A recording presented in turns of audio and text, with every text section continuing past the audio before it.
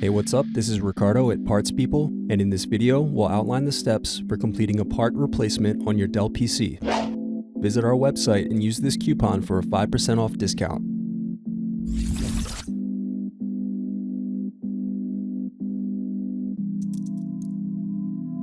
Unscrew and remove bottom base.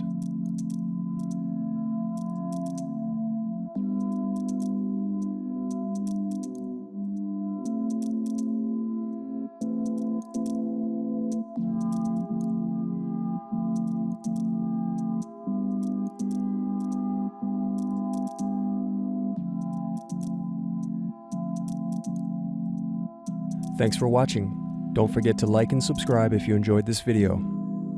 And if you need more, check out this playlist to watch other tutorials for your laptop.